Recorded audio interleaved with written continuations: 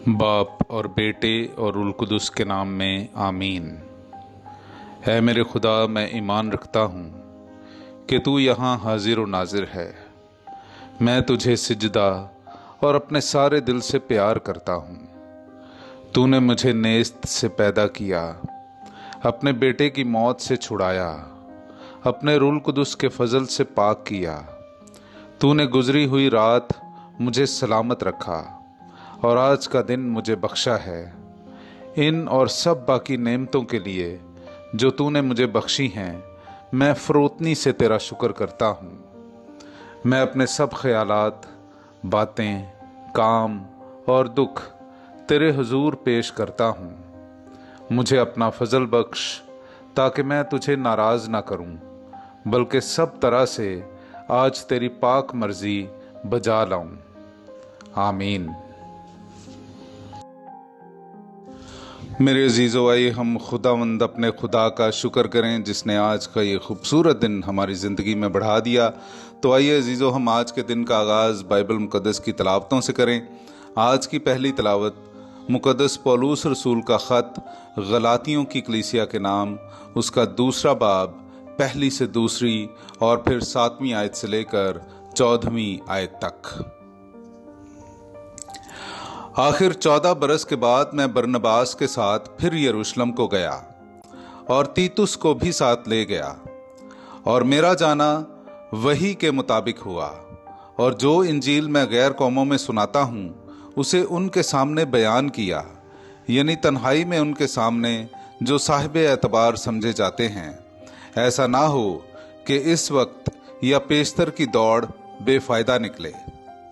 लेकिन खिलाफ इसके, जब उन्होंने देखा कि अहले कुल्फ के लिए मैं अंजील का मानतदार हुआ, जैसा कि अहले खतान के लिए पतरस था, क्योंकि जिसने अहले खतान की रसालत के लिए पतरस में असर पैदा किया, उसी ने गैर कौमों के लिए मुझ में भी असर पैदा किया।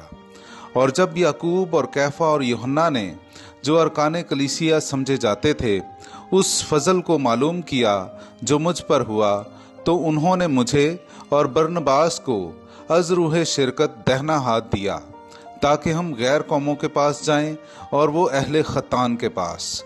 मगर इतना कहा कि गरीबों को याद रखो, और ये मैं बड़ी वफादारी से करता रहा।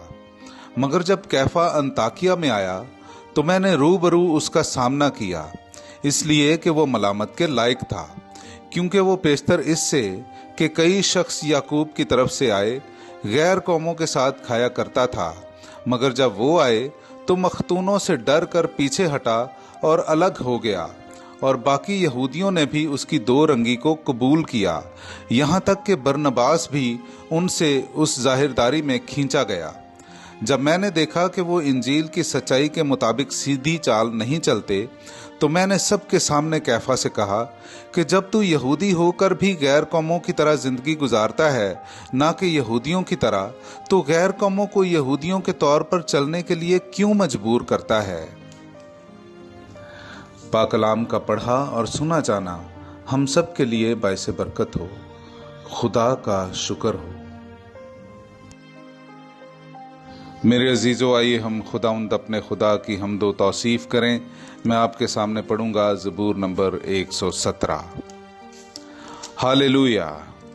ऐ सब कौमों खुदावंद की हमद करो, ऐ सब उम्मतों उसकी तौसीफ करो, क्योंकि उसकी रहमत हम पर उस्तवार है और खुदावंद की वफा अबद तक कायम है। पाकलाम का पढ़ा और सुना जाना हम सब के लिए बाइसे बरकत हो। खुदा का शुक्र हो। मेरे अजीज़ों, आइए हम आज का इंजीली इक्तबास सुनते हैं। मुक़द्दस लूका की अंजील, उसका 11वां बाब, पहली 4 आयात। और वो एक जगह दुआ कर रहा था।